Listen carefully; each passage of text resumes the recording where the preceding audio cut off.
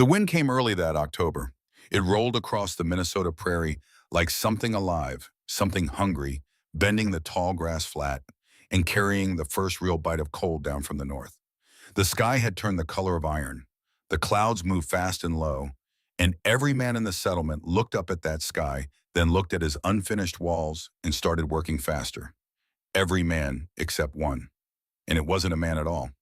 Maren Whitfield stood at the edge of her land with a length of rope in her hands and a handful of wooden stakes at her feet. She was 45 years old with strong hands and a straight back and eyes the color of winter water, pale gray and very still. Her dark hair was pulled tight under a wool cap. Her boots were caked with mud. She had been out here since before sunrise, moving slowly across the ground, measuring distances, driving stakes, stretching the rope between them at careful angles. She was drawing a shape in the dirt. Not a square, not a rectangle, something else entirely. 8 sides, each one the same length, each angle precise. 300 yards away, Conrad Brenner stepped out of his nearly finished cabin axe in hand and watched her for a long moment. Conrad was a big man, broad through the chest and shoulders somewhere past 50, with a thick gray beard and the kind of face that had been outdoors for decades. He had come from Pennsylvania German stock, and he carried himself the way men do when they have always been the strongest person in any room they entered. He watched Maren measure her angles. He watched her drive another stake. He watched her stretch the rope and crouch down to check the line with one eye closed. Then he turned around and went back inside. That evening, around the fire that burned in front of his finished south wall, he told the others what he had seen. "She's drawing some kind of shape out there," he said. 8 sides, if you can believe it. Cormac O'Sullivan laughed first. He always did. He was 35, lean and quick-tempered, with red hair going to rust and a mouth that moved faster than his mind. 8 sides, he repeated, shaking his head. What in God's name does a widow woman need with 8 sides? She's got that book, said Heinrich Baumann quietly. He was the settlement's carpenter, 40 years old, precise and methodical, with hands that could read wood the way other men read letters. He had seen the book once briefly when Maren had been sitting outside in the last warm afternoon of September. A worn volume with a cracked spine. He had caught the title from 10 feet away. Fowler's book, the one about Octagon houses. Fowler's a lunatic, Conrad said. Fowler's a New Yorker, Cormac said, which got a laugh. Either way, Conrad said, she'll never finish it before snow falls. And if she somehow does, it won't stand. He picked up his axe again, running his thumb along the blade. 8 sides means 8 corners. 8 corners means 8 places for cold to get in. Anybody who knows anything about building knows you want as few corners as possible. Heinrich said nothing. He stared at the fire. Across the settlement, in the small tent she had been sleeping in for 6 weeks, Maren Whitfield sat cross-legged on her bedroll with a lantern burning beside her and the Fowler book open in her lap. But she wasn't reading the book. She had read it so many times that the pages fell open on their own to the sections she had memorized. She was looking at something else. A piece of paper folded many times soft at the creases from years of handling. She unfolded it carefully. It was a drawing. Done in pencil, the lines faded now, but still legible. A house. 8 sides rendered from above in a kind of bird's-eye view with measurements written in a small, careful hand along each wall. Notes in the margins. Observations about roof pitch and wall thickness in the placement of a central fireplace. At the bottom of the page, in the same small hand, 4 words. For my daughter Maren. Her father had drawn this in Pennsylvania 25 years ago. He had read Fowler's book when it first came out, had become quietly obsessed with the geometry of it, had spent long winter evenings working out the mathematics on paper. He had talked about building one someday. He never did. Life moved in other directions, and then he was gone. But he had left her the drawing. And when Maren had packed everything she owned into a wagon and joined the movement west, the drawing had come with her folded inside the Fowler book waiting. She folded it again now slowly and placed it back between the pages. She was not building this house because of a book. She was building it because of her father and because of her husband. Thomas Whitfield had been a good man, not a visionary, not a builder of things, but steady and kind and honest in the way that some men simply are without effort or announcement. They had come west together 3 years ago, full of the particular hope that the frontiers seemed to generate in people, the sense that out here on new land things could be different, better. The first winter had been hard, but survivable. The second winter had killed him. Not dramatically, not in a single night. It had been slow and grinding, the way cold gets into a body that can't stay warm, that spends night after night in a cabin that loses heat faster than the fire can make it. The cabin they had built together, 4 walls, square corners, a fireplace against the north wall had felt adequate in September. By January, it had felt like a trap. The corners leaked cold air, no matter how much clay they packed into them. The fireplace pulled heat straight up and out through the stone. Thomas had started coughing in November. By February, he could not get out of bed. By March, he was gone. Maren had stayed. People expected her to go back east. She did not go back east. She had spent the summer working her land, preparing her soil, learning what she needed to learn, and she had decided that if she was going to survive another winter in Minnesota territory, she was not going to do it in a square cabin. She was going to build what her father had drawn.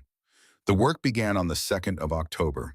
She started with the foundation, digging deeper than anyone thought necessary, 18 inches down, then laying flat stones across the bottom of the trench, then building up a stone base that would lift the first course of logs 8 inches off the ground. Conrad walked past on the third day and stopped to look. "You're spending a lot of time on a foundation," he said. "Yes," Maren said. "Ground doesn't freeze that deep." "Not in October," she said. He waited for her to say more. She didn't. He walked on. What she understood, and what Conrad did not, was that cold enters a building from below as readily as it enters from above. The stone base would break the connection between the frozen ground and the wooden walls. It would also keep moisture from wicking up into the lowest logs and rotting them from the inside. Her father had written this in the margins of his drawing. "Lift it off the earth. The earth is cold and wet. Give the walls a fighting chance." By the end of the first week, she had her foundation.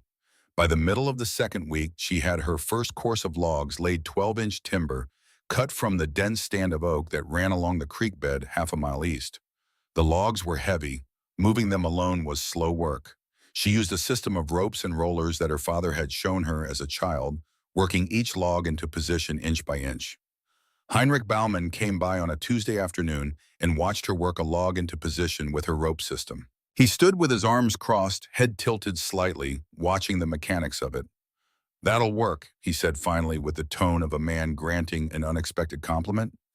"I know," Maren said. He almost smiled. Almost. Then he walked away. The thing about an octagon that nobody seemed to understand, or nobody wanted to understand, was that it was not more complicated than a square. It was more precise. There is a difference. A square is simple because it is sloppy.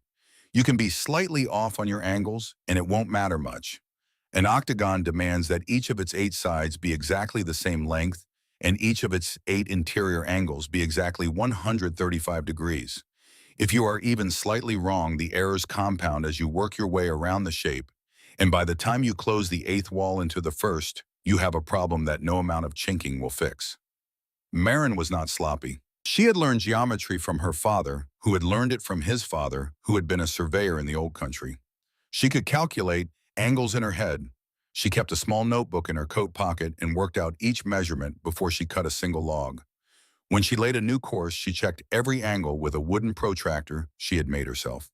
It took time, more time than the others were spending on their square walls.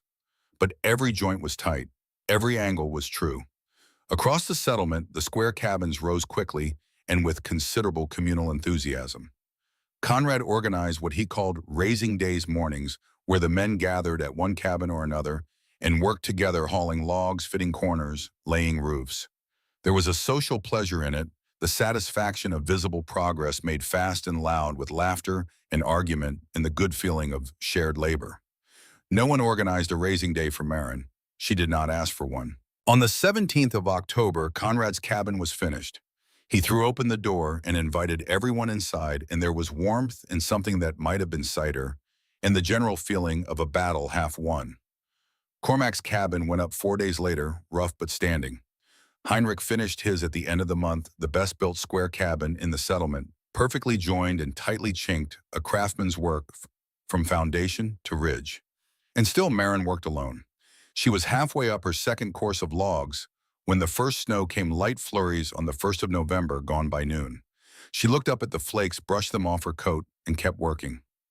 That was the day Stellan Halverson appeared.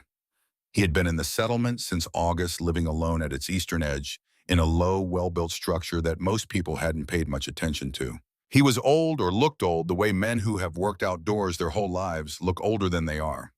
Somewhere north of 60, with a white beard and very quiet blue eyes, and the kind of stillness about him that belongs to people who have spent a lot of time alone in large landscapes. He was from Norway originally, though he had been in America for 20 years. He rarely spoke to anyone, and anyone rarely spoke to him. He walked over to Marin's work site on the 1st of November and stood watching her work for several minutes. She was aware of him, but did not stop what she was doing. Finally, he said in lightly accented English, "The angles are right." "Yes," Marin said. "Double walls.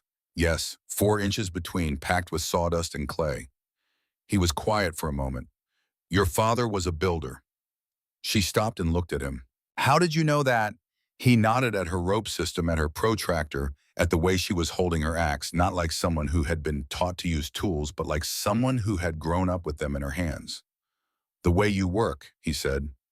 She went back to what she was doing.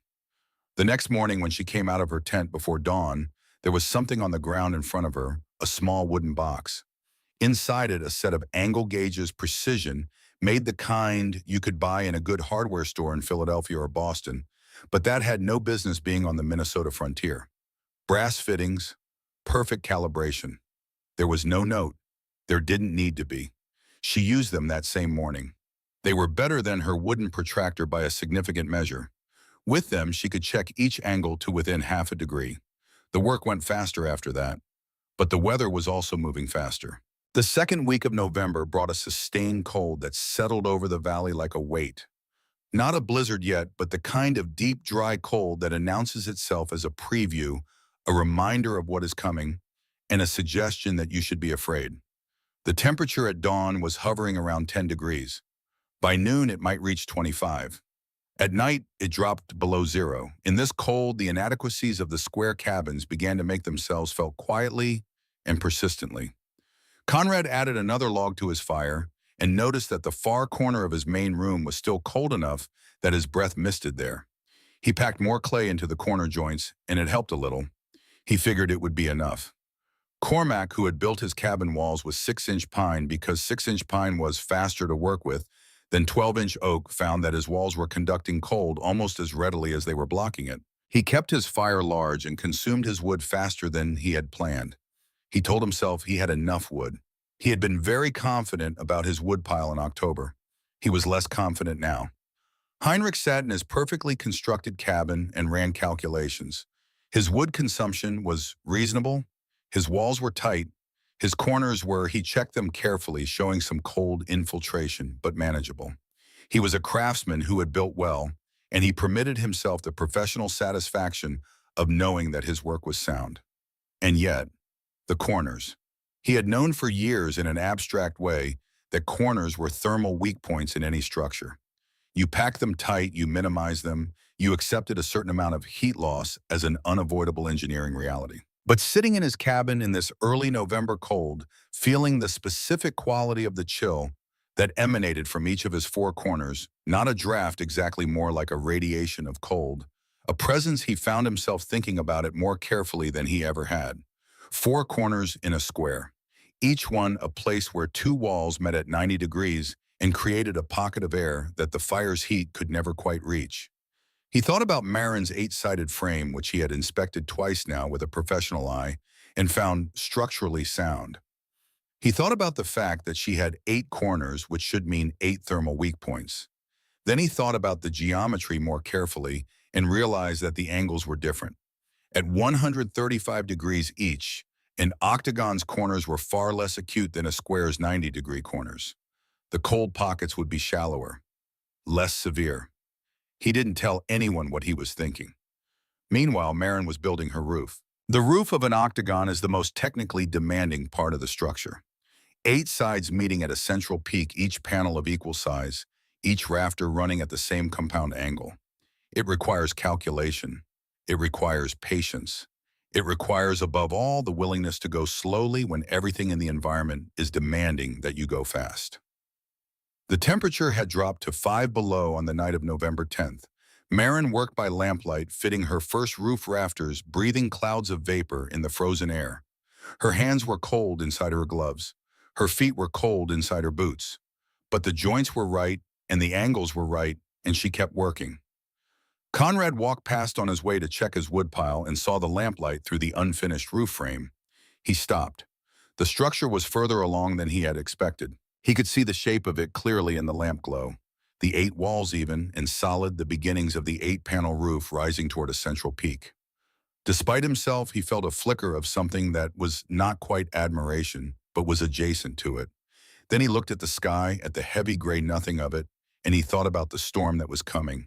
Everyone in the settlement could feel it, the way animals feel things in the pressure and the quality of the light and the particular smell of the air.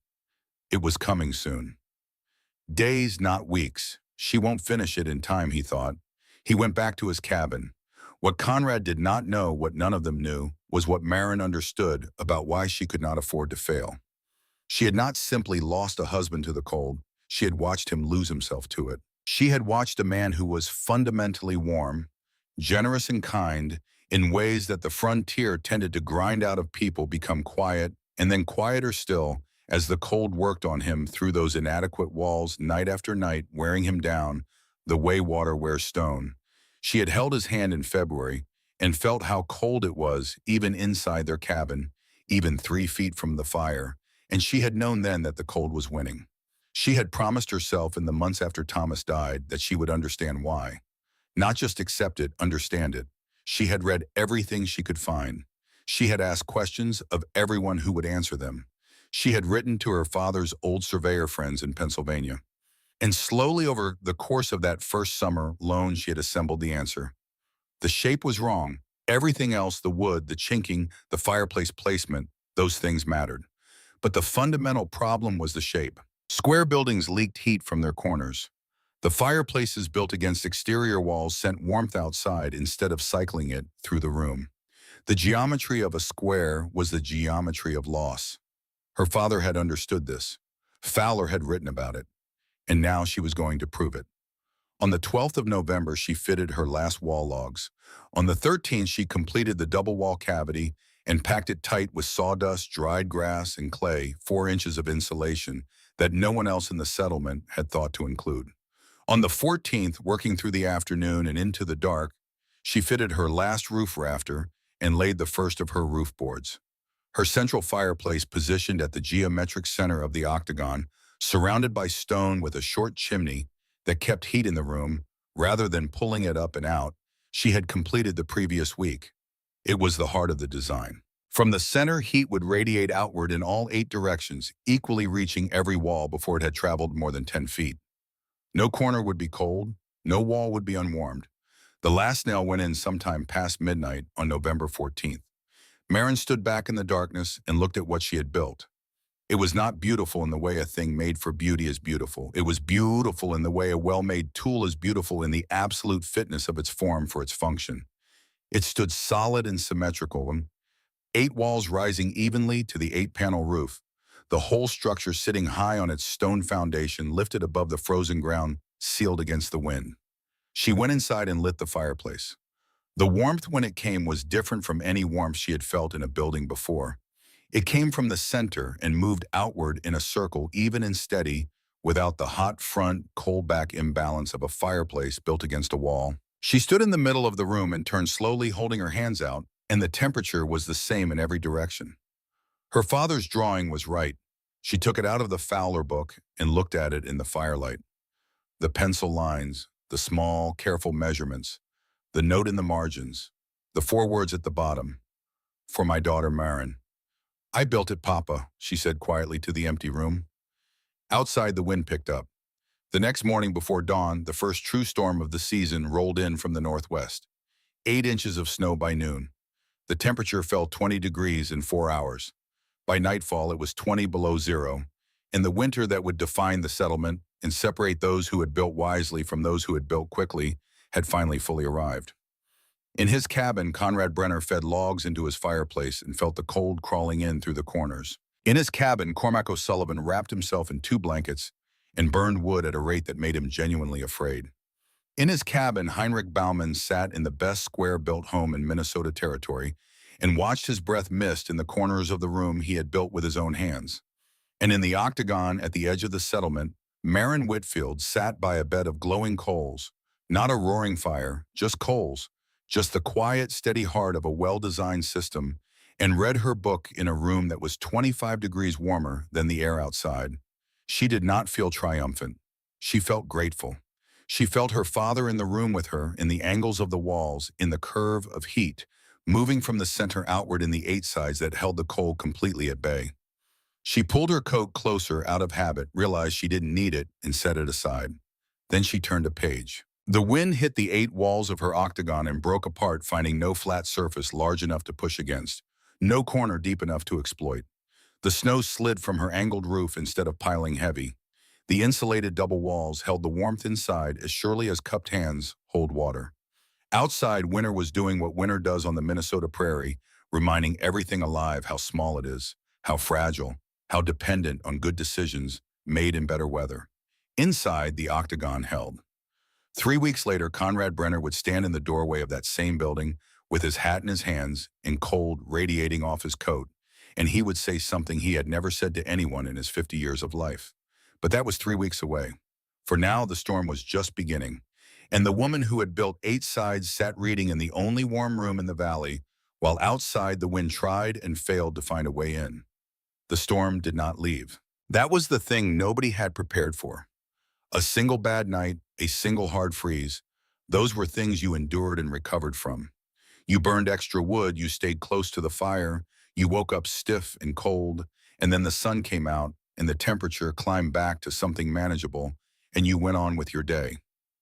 But this storm settled over the valley like a decision. 3 days and the temperature had not risen above zero. The snow had stopped falling, but the wind kept moving it, sweeping it off the open ground, and driving it against the south-facing walls of every cabin in the settlement. The drifts built up slowly and steadily, and in the mornings people had to push their doors open against the weight of snow that had piled against them overnight. Conrad Brenner was the first to understand that this was a different kind of winter. He understood it on the 4th morning when he went to his woodpile before sunrise and stood looking at what remained of it. He had stacked 3 cords in September, which he had calculated to be more than sufficient for the season. He had been careful about this. He had measured it out on paper, estimated his consumption, based on previous winters, added a margin for error. He was already through nearly 1 full cord. In 4 days. He stood in the dark with snow squeaking under his boots and did the arithmetic and did not like what it told him. At this rate, his wood would last until late January, maybe early February if he was careful. But February was not the end of winter in Minnesota Territory. February was the middle of it, and March could be worse. He went back inside and told his wife Clara that they would need to be more conservative with the fire. Clara looked at him and then looked at the far corner of the main room where frost had formed on the inside of the wall, actual frost, a thin white rime on the logs visible in the firelight. She did not say anything. She pulled her shawl tighter and turned back to the stove. Conrad added another log to the fire anyway.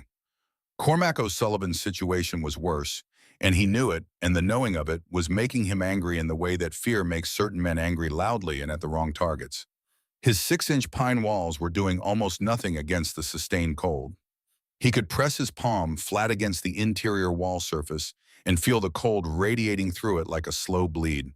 His fireplace, built against the east wall the way every cabin fireplace in the settlement was built, was consuming wood at a rate that bordered on absurd. He fed it, and the room stayed cold.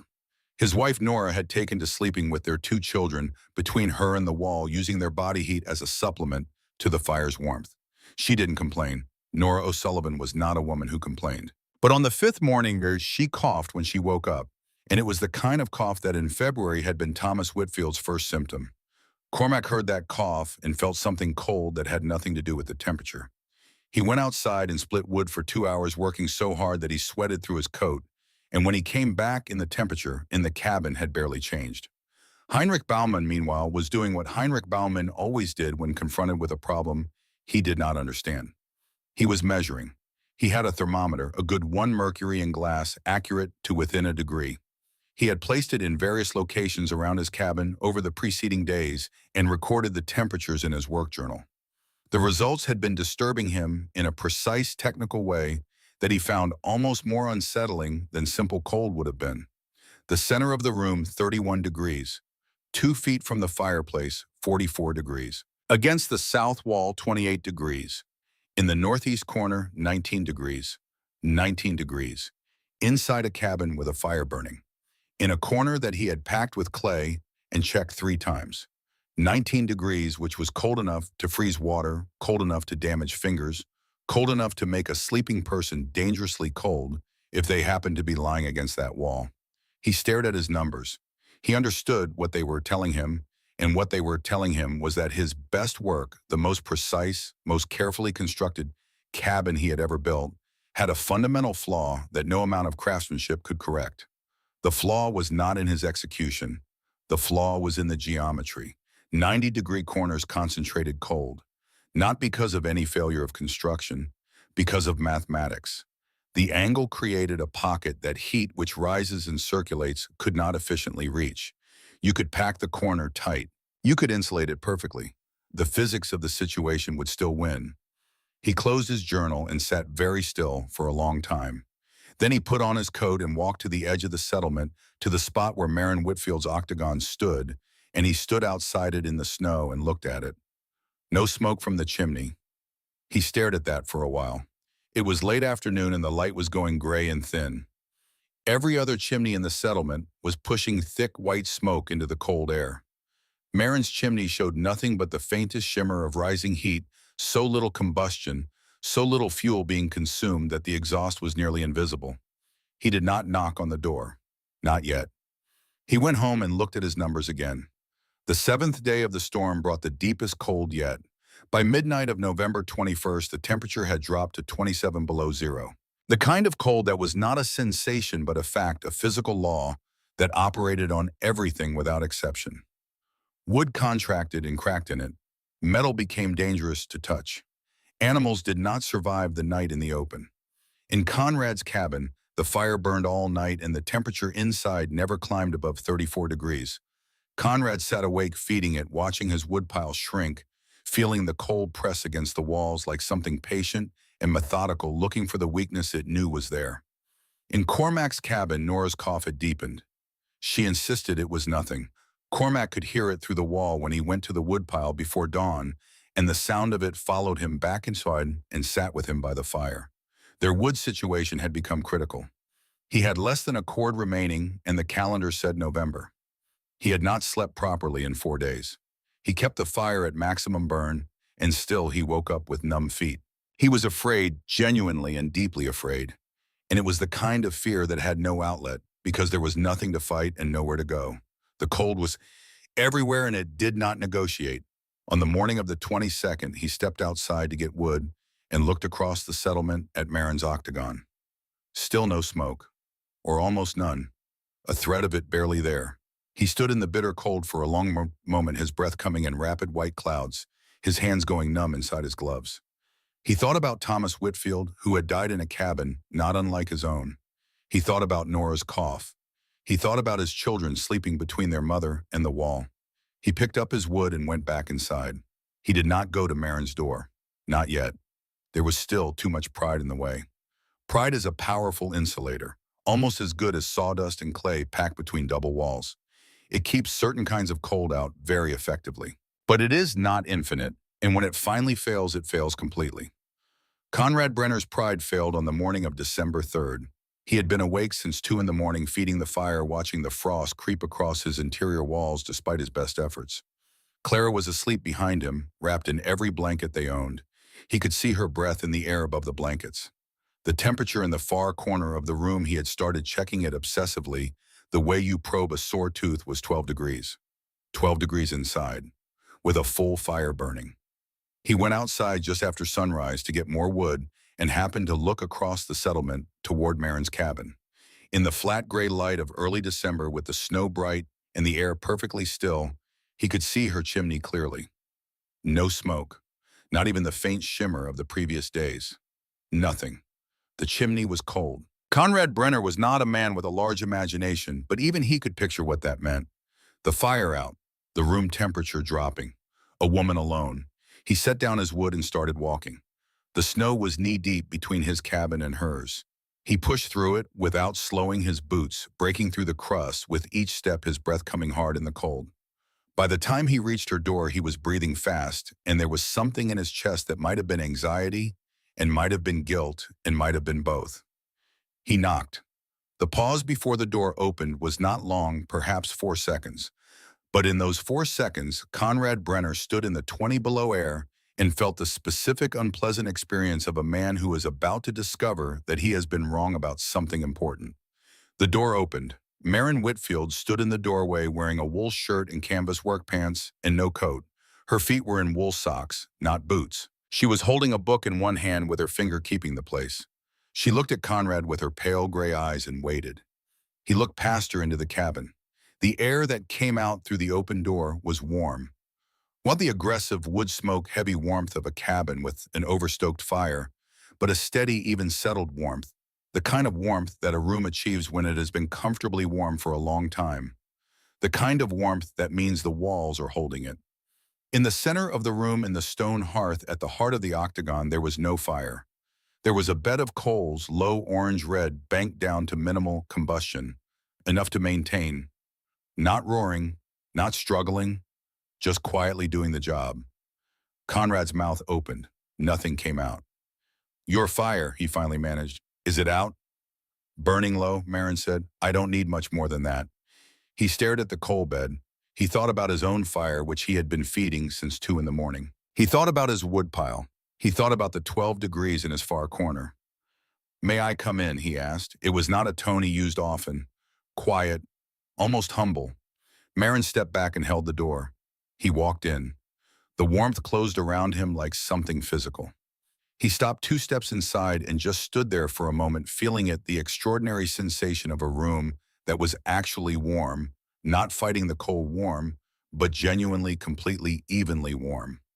He turned slowly, the way you turn when you're trying to find the source of something. But there was no source. The warmth was everywhere equally. He looked at the walls, the double-layered logs, the cavity between them that he knew was packed with insulation.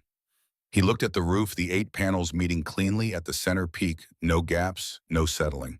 He looked at the 8 corners, not 90 degrees, but something wider, something that did not trap cold the way his corners did. He looked at the central hearth with its bed of coals radiating heat in all directions simultaneously. "How warm is it in here?" he asked. "About 50 degrees, Maren said. "It was 55 yesterday." Conrad stood silent. Outside, it was 27 below zero.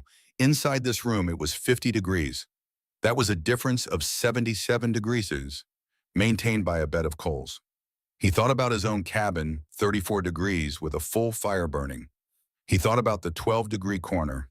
He thought about Clara, wrapped in every blanket they owned. He put his hat in his hands. He did not say anything for a long time. Maren did not press him. She simply waited the way people who are secure in what they know can afford to wait. "My wife is cold," he finally said. "My woodpile won't last February." "I know," Maren said. It was not said unkindly. It was simply the truth acknowledged between 2 people who both knew it. Cormac O'Sullivan arrived 2 days later. He did not knock so much as pound on the door, 3 sharp blows that carried in them all the compressed desperation of a man who has been too proud for too long. When Maren opened it, he was standing in the snow, with his eyes bloodshot from sleeplessness and his coat damp from splitting wood he couldn't afford to burn. "Nora's cough," he said. No preamble, no context. Just those 2 words, and the way he said them carried everything. Maren opened the door wider. He walked in and stopped immediately, the way Conrad had stopped, struck by the quality of the air. He unwound the scarf from his face with slow hands. He looked at the coal bed. He looked at the walls. He pressed his palm against the nearest interior wall's surface and felt what was there, not cold, not even coolness, but actual warmth radiating outward from the logs. "Sweet Lord," he said quietly. He sat down on the floor. Not on a chair, not on a bench on the floor, his back against the warm wall, his legs stretched out in front of him. The way a man sits when his legs have finally stopped working, when the thing he has been carrying for too long has been set down. He didn't say anything else for a while. Marin got him water. He drank it. "I need to bring Nora," he said finally, "and the children." "There's room," Marin said. He looked up on her. There was something in his face, not shame exactly, but the thing that lives next door to shame in the aftermath of it. "I laughed at you," he said. "You did," she said. "I was wrong." "You were," she said. Same tone, not hard, not forgiving yet either, just accurate. He nodded and looked at the coals. The O'Sullivan family arrived within the hour. Nora came in holding one child on each hip, her face pale and drawn, her cough audible, even through the wool wrapped around her face. When she stepped through the door, into the warmth, she stopped and closed her eyes and simply breathed for a moment. Long, slow breaths of warm air, and the cough, which had been constant, stopped. Not forever, but for that moment it stopped. Marin made room along the south wall. The children fell asleep almost immediately, the deep unconscious sleep of small bodies that have been cold for too long and have finally been given warmth. Nora sat with her back against the warm wall and breathed and did not cough again that night. Cormac sat across from her and watched his family sleep and felt something that was probably relief but felt in his chest more like grief, the specific grief of realizing how close you came to something terrible that didn't have to happen. Heinrich Baumann came that evening, just as the light was failing. He came alone and quietly with no announcement of his approach, simply appearing at the door with his work journal tucked under his arm and his measuring tools in his coat pocket. Marin let him in. He stood inside the door for a long moment, not saying anything, not reacting the way Conrad and Cormac had reacted. His face was still and professional, but his eyes were moving. He looked at everything with the specific attention of a craftsman doing a structural assessment. He looked at the corners, the wide, shallow angles, so different from the 90-degree cold pockets in his own cabin. He looked at the roof junction, the way the 8 panels met at the peak without gaps or settling. He looked at the double wall construction, the inner surface warm to the touch, so different from his own walls, where the cold pressed through even the finest joinery. He looked at the central hearth and its bed of coals. Then he opened his journal to a blank page and started writing. "May I measure?" he asked Marin. "Yes," she said. He spent the next 2 hours measuring everything: wall thickness, corner angles, roof pitch, hearth placement, the distance from the central fire to the nearest wall. He filled 3 pages of his journal in his small, precise hand. He asked Marin questions, and she answered them, explaining the double wall cavity, the insulation mix, the way she had calculated the roof angles to shed snow rather than accumulate it. He asked good questions, the kind of questions you can only ask when you already understand the principles and are trying to verify your understanding against observed reality. Marin found herself answering them with more detail than she given anyone because he was capable of processing the detail. Conrad sat across the room and listened to all of this. He had brought Clara, who was warming her hands by the coal bed and looking around the octagon with bright, interested eyes. Conrad watched Marin explain her construction to Heinrich, and he watched Heinrich write it all down, and he felt something complex moving in him, a mixture of admiration and regret, and the slow, uncomfortable dawning of a lesson about what he had dismissed. Agnes had come alone to Minnesota. She had built alone. She had been laughed at and ignored and talked around as though she were not quite serious, not quite a real participant in the settlement's enterprise of survival. And she had built the only structure in the valley that winter could not defeat. He thought about his son back in Pennsylvania, who was 15 and would probably come west in a few years when he was old enough. He thought about what he would tell that boy about this winter. He thought about what he would leave out. On the night of December 8th, there were 7 people in the Octagon: Conrad and Clara Brenner, Cormac and Nora O'Sullivan and their 2 children, Heinrich Baumann, and Marin herself moving quietly around the edges of the room, keeping the coal bed going, making sure there was enough water, watching the temperature. The temperature was 52 degrees. Outside, it was 31 below. The coldest night of the year so far, and by all indications, not the coldest night still to come.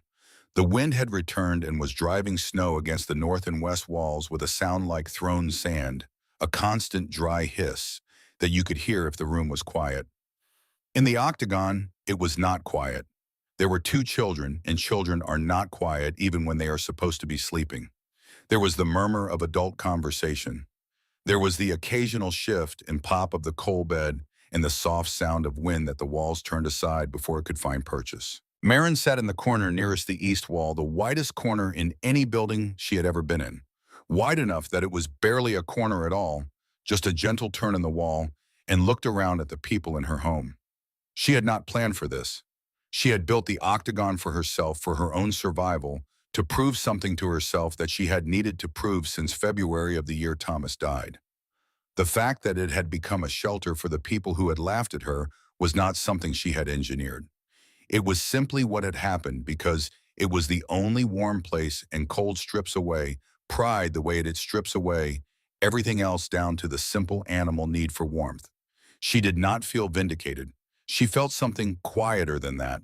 She felt the room doing what her father had designed it to do.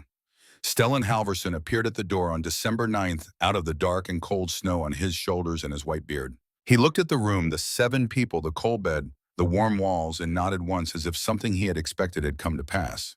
He found a space near the north wall and sat down and was quiet in the way he was always quiet, which was not the quietness of a man who has nothing to say, but the quietness of a man who sees no need to say it.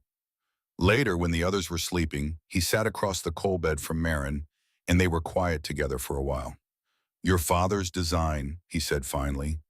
"Yes," she said. "He never built one himself." "No, he drew it. He thought about it for 20 years. She looked at the walls. "He ran out of time." Stellan was quiet for a moment. "He didn't run out of time," he said. "He gave it to you instead." Marin looked at him across the low orange glow of the coals. She did not answer, but she did not look away either. Outside, the storm pressed against the 8 walls and found no weakness in any of them. The wind tried the corners, and the corners gave it nothing too wide, too shallow. No pocket deep enough to hold cold air. The snow tried the roof and slid off the angled panels instead of accumulating weight. The cold pressed through the outer wall and met the insulation cavity and stopped. The Octagon held through the night. It held through the next night and the one after that. By the middle of December, the settlement had reorganized itself around a simple geographic fact. There was one building that winter could not get into, and everything else was subordinate to that fact. People moved things to the Octagon: food that would freeze in unheated cabins, animals that needed warmth tools, that metal cold made dangerous to handle. The coal bed at the center never went out. Marin tended it with the attention of someone who understands that a small, steady fire maintained carefully is worth 10 large fires built from desperation. She had learned this from her father too, though he had said it about something other than fire. A little done right, he had told her once, is worth more than a great deal done wrong. She had been 8 years old when he said it. She had been watching him repair a chair that one of her brothers had broken, not replacing the joint as would have been faster, but working the original wood back to fit, patient and precise. She had not understood what he meant at the time. She understood it now. Conrad understood something too, though his understanding was arriving more slowly and painfully, the way understanding sometimes does when it has to dismantle something large to make room for itself. He sat in the warmth of Marin's Octagon and looked at the walls that were holding back 30 below zero air, with nothing but good geometry and good construction, and he thought about all the things he had said in October. He thought about the word lunatic. He thought about 8 sides won't stand up to real snow. He thought about standing in front of the other men and laughing, and how that laughter had shaped the settlement's attitude toward Marin and her project, and how that attitude had meant she built alone while everyone else had help, and how she had built it anyway alone in the time she had and built it right. His woodpile had enough for 6 weeks. Maybe. The coals in Marin's hearth had been burning since November 14th, with a wood consumption that was, by his rough calculation, about 1/3 of what he was using in his own cabin. 1/3. For a warmer room. He sat with that for a long time. Outside, the storm that had settled over Minnesota territory in mid-November showed no signs of leaving. The temperature hovered between 25 and 35 below at night. The drifts had built to 4 feet against the south-facing walls of the square cabins. There were other settlements in the territory, he had heard from a traveler who had passed through in late November, where families had not survived, where the cold had found its way in and finished what it started. The traveler had also said something else, something Conrad had not paid enough attention to at the time. He had said that in one settlement 40 miles north, a family was living in an 8-sided cabin and doing fine. Conrad looked at Marin across the coal bed. He thought about what he was going to say to her. He had been thinking about it for days, turning the words over, testing them, finding them inadequate, trying again. The problem was not that he didn't know what needed to be said. The problem was that he had spent 50 years being a man who did not say this particular kind of thing, and the machinery for it was rusty from disuse. But the winter was not going to wait for him to feel ready. Nothing about this winter had waited for anyone to feel ready. He opened his mouth and then closed it again because Nora O'Sullivan coughed a small sound, not the deep cough of the worst days but present, and Cormac was immediately awake, sitting up, hand on his wife's shoulder. Marin was across the room in 3 steps with a cup of warm water. The moment passed. Conrad put his hat back on his head and looked at the coals. 3 more days, he told himself. He would say it in 3 more days. He said it in 2. But that is the story of what happened next. And what happened next would change everything, not just for the winter, but for every structure built in Minnesota territory for the generation that followed. The worst cold was still ahead. And so was the moment that no one in the settlement would ever forget, the moment when the largest man, the loudest voice, the one who had laughed first and longest, sat down in the warmth that a widow had built and said the words that the cold had finally forced out of him. The coals burned low and steady at the center of the octagon. The walls held. Conrad Brenner spoke on the morning of December 11th. The others were still sleeping. Cormac and Nora against the south wall, their children between them. Heinrich in the northwest corner, the wide, shallow corner, nothing like the cold pocket in his own cabin, with his journal open on his chest where it had fallen when he dozed off. Stellan near the door, still as a stone. The coal bed had burned down to its lowest point of the night.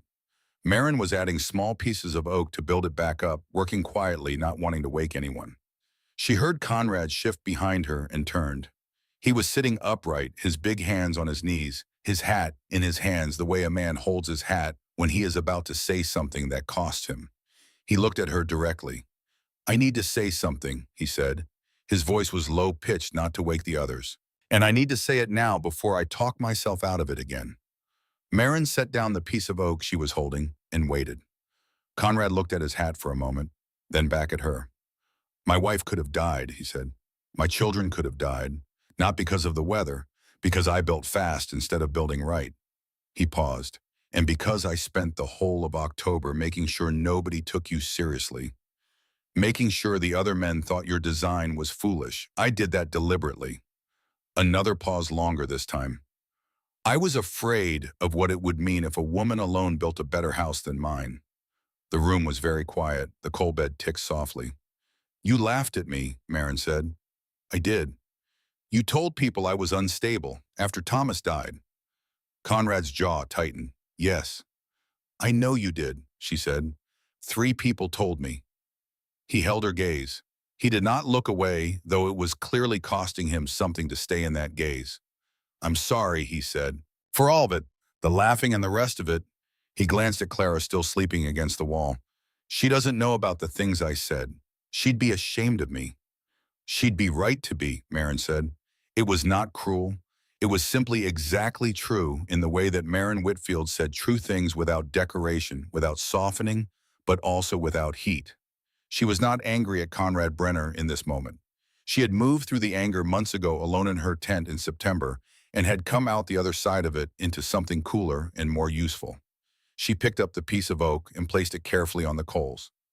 "You can help me this spring," she said, "when I show the others how to build." Conrad looked at her. "I'll need people who can move heavy timber," she said, "and someone the other men will listen to." She met his eyes. "They'll listen to you." He was quiet for a long moment. Something moved through his face, complicated, private, the internal rearrangement of a man whose understanding of himself is being revised. "Yes," he said finally. "I'll do that." He put his hat back on and looked at the coals. "Thank you," he said. It was not clear whether he meant for letting him help, or for accepting his apology, or for building the room they were both sitting in. Perhaps all 3. Marin did not ask him to clarify. She tended the fire. Heinrich Baumann was awake. He had been awake for the last several minutes, lying still with his eyes open, listening. He had not intended to eavesdrop. He had simply surfaced from sleep at the wrong moment and then found he could not announce his wakefulness without interrupting something that needed to happen without an audience. Now he lay in the wide, shallow corner and stared at the 8-panel roof above him and thought. He was a craftsman. He had been a craftsman his entire adult life, and craftsmanship had been his identity in a way that went beyond profession. It was the thing he valued most in himself and in others, the standard against which he measured everything. He had built good things. He had built the best square cabin in this settlement and in most settlements he had worked in, and he had always believed that good work meant the best possible version of what was conventionally done. He understood now that this belief had a flaw. The best possible version of the wrong design was still the wrong design. He had built a masterpiece of square cabin construction, every joint precise, every surface true, every corner packed so tightly that no wind could find a gap. And still the corners had been 19 degrees on the 7th night of the storm. Still his wife back in Pennsylvania would have been cold. Still the geometry had defeated him not through any failure of execution, but through an inherent limitation he had never thought to question. Marin had questioned it. Marin had gone back further than craft, further than technique, all the way to first principles. She had asked not, how do I build this well, but what shape should I build? And that prior question, the one Heinrich had never thought to ask in 20 years of carpentry, had made everything else follow naturally. He sat up and opened his journal. He wrote for an hour without stopping, working out the mathematics of what he had observed and measured over the past days. Heat distribution from a central source versus a wall-mounted source. The geometry of corners at 90 degrees versus 135 degrees. The thermal properties of double wall construction versus single wall. The structural advantages of a radially symmetric roof versus a gabled one. The numbers were unambiguous. He had known in abstract that some of these principles were sound. He had read pieces of them in various places over the years. But he had never assembled them into a coherent system because he had never felt the need to. The conventional design worked well enough. Conventional designs usually work well enough until they don't. He found Marin watching him from across the room when he finally looked up from his journal. She had been watching him write, he realized, with an expression that was not quite a smile, but contained something adjacent to satisfaction, the look of a person watching someone arrive at a conclusion they have been standing at for some time. Your father was a surveyor, he asked. Ran his own firm for 30 years, she said, in Lancaster County. He taught you the geometry. He taught me to think about geometry, she said, before I think about construction. He said the shape was the most important decision. Everything else was execution. Well, Heinrich wrote that down. He was right, he said. He said it the way craftsmen say things when they are revising a long-held position carefully with the specific weight of admission in each word. I've been very good at execution for 20 years. I never thought hard enough about the shape. Most people don't, Marin said. It's faster not to. Faster, Heinrich repeated. He looked at the walls. Yes, faster is not always better. He wrote that down too. Cormac O'Sullivan woke to the sound of his children arguing in whispers about something insignificant, the way children argue and lay still for a moment listening to them, with a quality of attention he had not brought to ordinary moments recently, because for the past 3 weeks, ordinary moments had not felt safe enough to inhabit. He listened to his children bicker softly about which of them had more blanket, and the sound of it was, in this moment, the best thing he had ever heard. Nora was awake beside him, watching him with dark eyes. Better, he asked quietly. Much better, she said. No cough since the previous night. He reached over and touched her face briefly.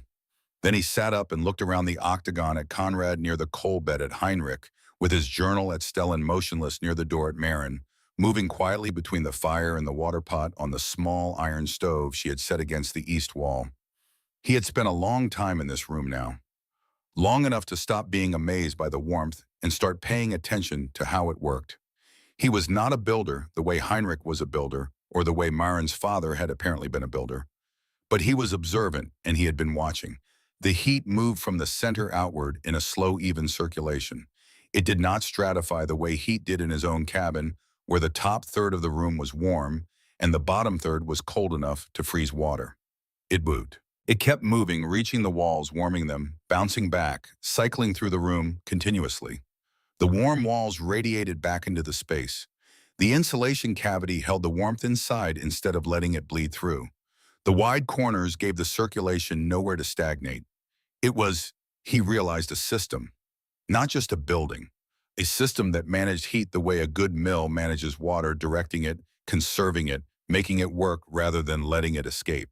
He thought about his cabin, the wall-mounted fireplace that pulled heat upward and outward before it could warm the room, the corners that stopped the circulation, the thin walls that surrendered warmth to the cold outside as fast as the fire could generate it. He had not built a system. He had built a box and put a fire in it. "Marin," he said. She looked up. "When you teach people to build this spring," he said, "I want to help. I can cut timber.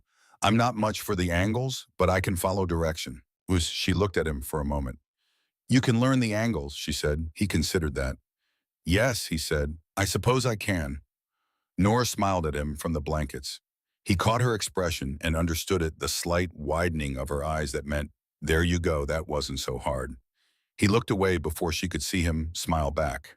Some things a man has to do without an audience. The deep cold held through the third week of December.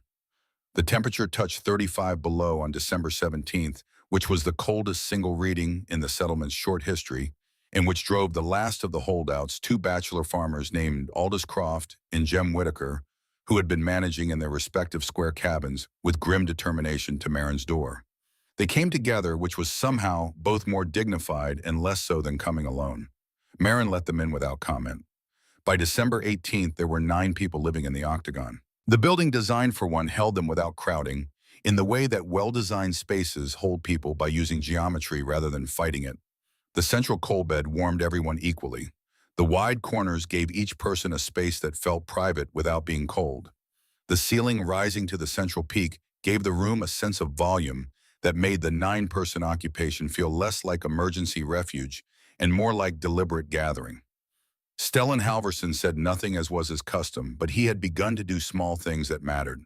He appeared before dawn each morning with an armload of firewood. He split wood in the early afternoon when the cold was marginally less punishing. He repaired a cracked hinge on the door without being asked, working silently with tools he produced from somewhere inside his coat. Marin noticed all of this. She said nothing about it directly. One evening, she set a cup of coffee beside him without comment. He drank it without comment. That was, in the language they had established between them, a complete conversation. The storm began to break in the last days of December. Not dramatically, the Minnesota winter did not do dramatic exits, only slow retreats and temporary yieldings. But the temperature climbed to 10 above on December 28th, which felt after the preceding weeks like a gift of almost painful generosity. The wind dropped. The sky lightened fractionally from iron gray to something closer to pewter. People began to move back to their own cabins during the days, returning to the Octagon at night. Conrad and Clara went first, spending a night in their cabin to assess the situation. Conrad reported that the fire had kept the cabin at 38 degrees, which was survivable, and that his woodpile, supplemented by what he had not burned during his time in the Octagon, might last until March. "Might," he said, not confidently. "You can take wood from my pile," Marin said. "I have more than I need." Conrad looked at her. She met his look steadily. He took the wood. January came in quietly. The worst of the cold had passed, not the cold itself, which would persist through February and into March, but the killing extreme of it, the 35 below nights that turned the settlement's survival from a question into an emergency. January was merely very cold. After December, very cold felt almost manageable. The cabins that had survived the worst nights, mostly intact, continued to stand, though some showed damage from the sustained extreme logs that had cracked in the cold chinking that had separated one section of gabled roof on Cormac's cabin that had taken on too much snow weight and bowed visibly in the middle. Marin's Octagon was unchanged. The walls showed no cracks. The roof had shed its snow evenly and accumulated no dangerous weight.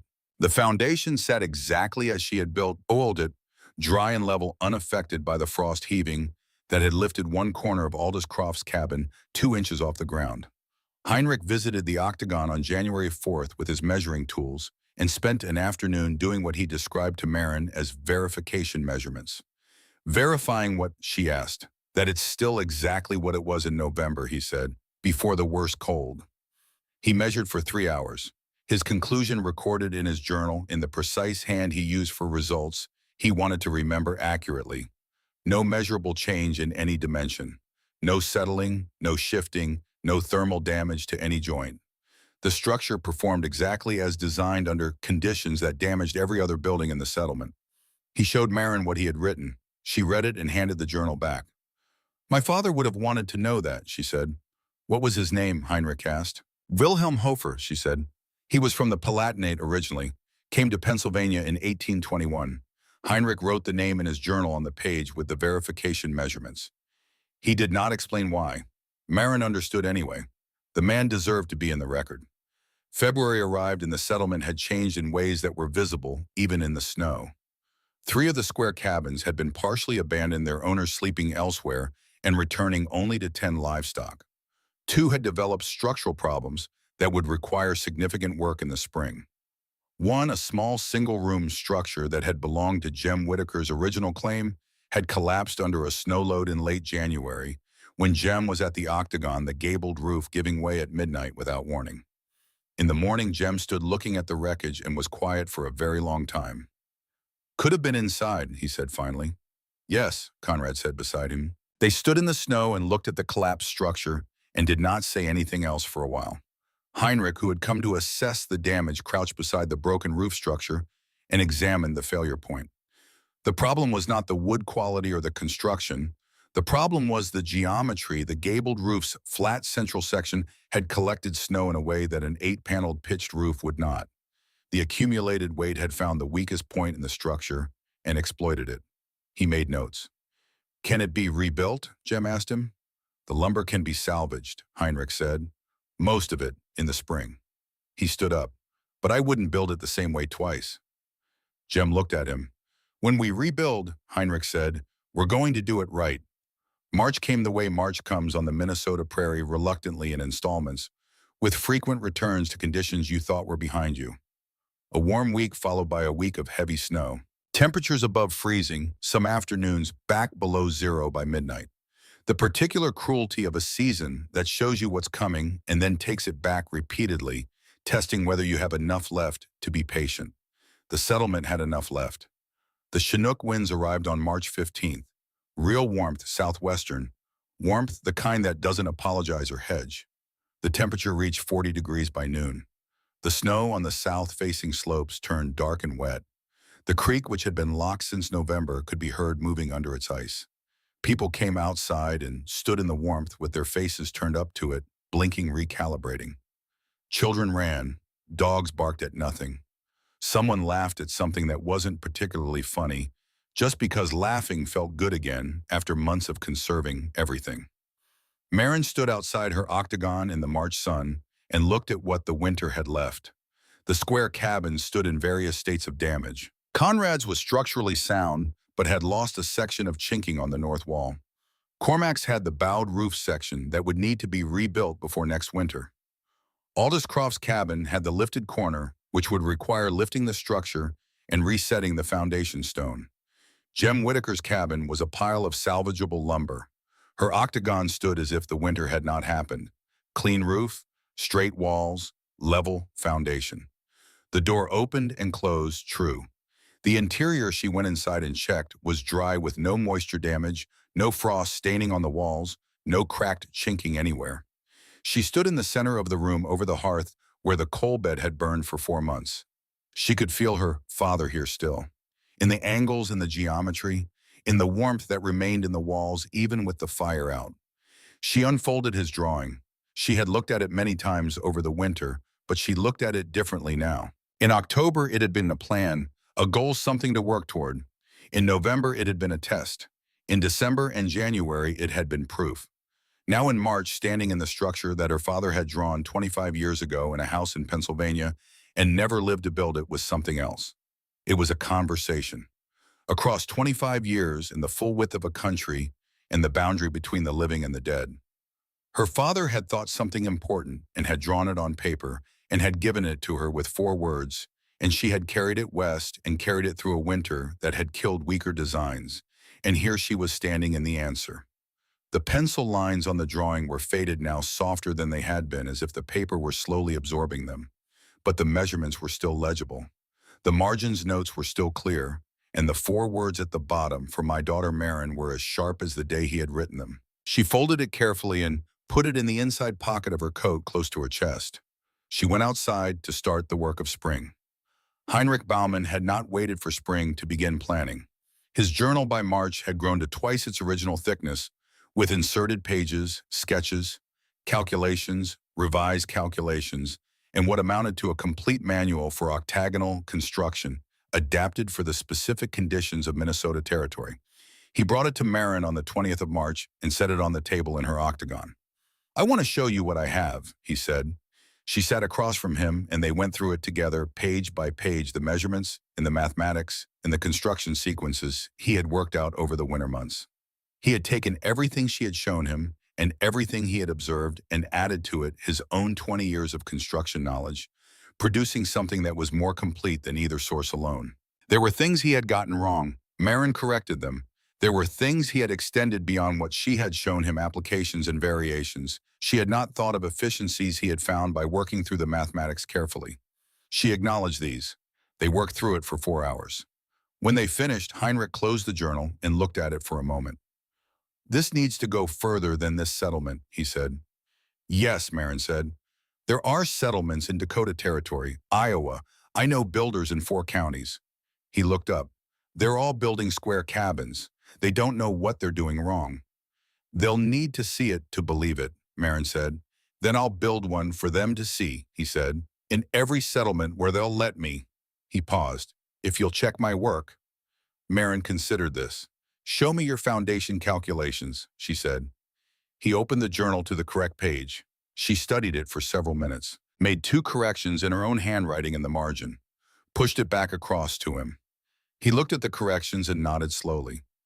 "Better," he said. "Yes," she said. He closed the journal. "Your father's name will be in this," he said. "Wilhelm Hofer, wherever this goes." Marin looked at him. "He designed it," Heinrich said simply. "His name belongs in the record."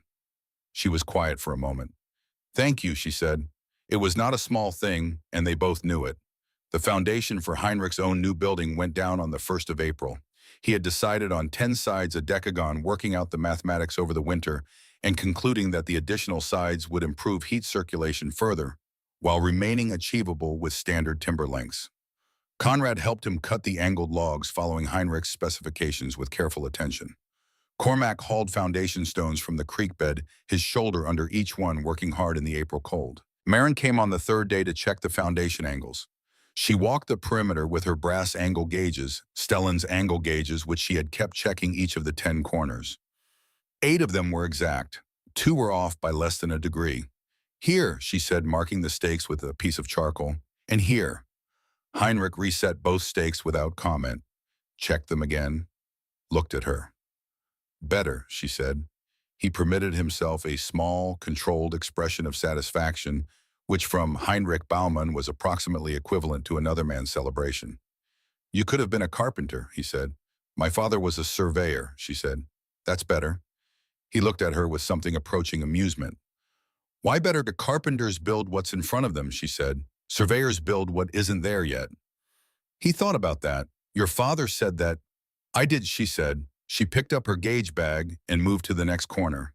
"Just now." He wrote it in his journal, Agnes Whitfield Marin. They still called her Marin, but she had begun to feel both names as true in different contexts, Marin to herself and to those who had known her longest. The woman everyone called Agnes, in the formal record of the settlement, began her own addition in April. Not a new building, but an expansion of the existing Octagon, a second smaller room adjoining the first, connected by a short enclosed passage.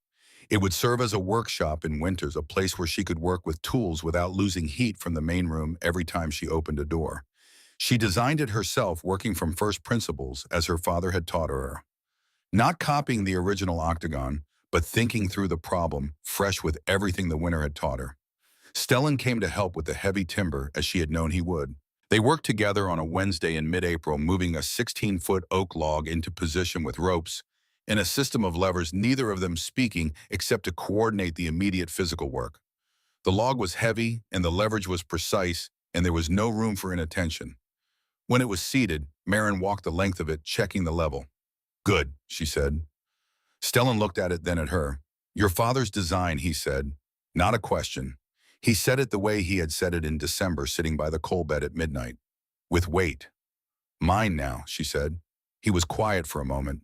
Then yes, yours. He went back to the next log and she went back to her measuring, and they worked through the afternoon in the specific, comfortable silence of two people who have been through something together and understand each other well enough that words are mostly supplementary. By the time the summer of 1858 arrived, 5 new structures had risen in and around the settlement. 3 octagons and 2 hexagons. Agnes Whitfield's hexagon, small and precisely built, becoming the project she had planned through the winter, and Nora O'Sullivan's insistence on a hexagonal addition to their rebuilt cabin that Cormac built to Marin's specifications with help from Conrad, and crucially, ongoing corrections from Marin herself. Word had spread the way word spreads on the frontier, person by person, practical and specific. Heinrich had traveled to 2 neighboring settlements with his journal and his tools, and had built demonstration structures explaining the principles as he worked, answering questions from builders who were skeptical until they put their hands on the double walls and felt the difference. He credited Marin Whitfield by name in every explanation. Territorial officials came in August. 2 men from the land office in St. Paul surveying the settlement for records purposes, who had heard something about an unusual building design and wanted to see it. They stood inside Marin's Octagon on a hot August afternoon, and she explained the construction to them: the foundation, the wall design, the insulation cavity, the central hearth, the roof geometry. One of them took extensive notes. The other asked questions, intelligent ones, the kind that showed he was actually thinking about what she was describing rather than simply waiting for her to finish. You built this yourself, the note-taking one asked. The initial structure. Yes, Marin said, in winter. I finished it the night before the first storm, she said. The 2 men looked at each other. We're writing a pamphlet, the questioning one said, for new settlers coming in from the east, about construction and territorial conditions. He paused. May we include this design? Yes, Marin said. Include my father's name, Wilhelm Hofer. He drew the original design. The note-taking man wrote it down. And your name? He asked. Marin Whitfield, she said. I built it. He wrote that down too. On a September evening in the last warmth of the season, Marin sat outside the Octagon on a log bench she had built in the spring. The sky was enormous in the way it is on the prairie, too big for the eye to comfortably hold, full of the particular gold light that September makes. The settlement around her had changed almost beyond recognition from the raw collection of desperate structures it had been a year ago. 5 multi-sided buildings now stood alongside the surviving and repaired square ones, and the square ones themselves had been improved better, chinking, repositioned fireplaces, reduced corners where possible. The settlement had learned something, not just about construction, about the cost of a certain kind of certainty, the certainty that says, I already know how this is done, I have always done it this way, there is no reason to question the shape of things. The winter had been a merciless teacher of that lesson. Stellan came and sat beside her on the bench, as he sometimes did in the evenings. They were quiet for a while, watching the light change on the prairie grass. They'll write it down, he said finally, about the pamphlet, though she hadn't told him about it yet. She wondered how he always seemed to know. What you built, how it works. Heinrich's measurements. My father's design, she said. Your execution, Stellan said. Both matter. She thought about her father sitting at his table in Pennsylvania, drawing 8 sides on a piece of paper in the lamplight, working out the mathematics, thinking about the warmth such a shape might hold. Thinking about his daughter, who he must have known even then was the one who would carry the idea forward, who would ask the right questions, who would not be satisfied with the shape of things simply because the shape had always been that way. She reached into her coat pocket and took out the drawing. She unfolded it on her knee and looked at it in the September light. Stellan looked at it beside her. He never built it, she said. No, said Stellan. He looked at the 4 words at the bottom, read them in silence. Then, but he knew who would. Marin looked at the drawing for a long time. She thought about the October day she had driven the first stake into the Minnesota ground and stretched her rope between the 8 points and stood back to see the shape she was committing to. She thought about the cold and the dark and the lamplight and the sound of Cormac's voice carrying across the settlement. Give it up, Agnes. Winter doesn't care about your angles. Winter didn't care about her angles. But the angles had cared about the winter. She folded the drawing slowly along the old creases and put it back in her pocket. She was thinking about the spring, about the settlers still coming west along the emigrant roads, packing their few things into wagons and heading toward a country that was beautiful and vast and entirely indifferent to whether they survived it. She was thinking about the pamphlet in Heinrich's journal and the drawings she had begun making of her own refined versions of her father's original, adapted from what the winter had taught her with specific notes for the Minnesota climate. She was thinking about what a piece of paper folded many times carried in a pocket across a continent could become in the right hands. She would make more drawings. She would be specific and precise the way her father had been precise, and she would give them to anyone who asked, and she would write the measurements clearly, and she would include the notes about the insulation cavity and the central hearth and the foundation height and the roof pitch, because these details were not supplementary, they were the thing itself. She would put her name on them. She had built it. Her name belonged in the record. The light on the prairie was going gold, and then rose, and then the deep blue of early evening, and the first stars appeared above the flat horizon in the east, and the settlement settled into its nighttime sounds. In the years that followed, Octagon cabins appeared across Minnesota territory and into the Dakota and Iowa territories, each one following principles that had been worked out in a tent on paper over the winter of 1857. Heinrich Baumann built 11 of them himself and taught the construction method to builders in 3 territories, and each time he explained the system, he began the same way with the same words. A woman named Maren Whitfield built the first one. Her father, Wilhelm Hofer, drew the original design. Everything I know about this, I learned from watching her work. Conrad Brenner rebuilt his cabin in 1859 as a 12-sided structure, the most ambitious in the settlement, and it stood for 40 years.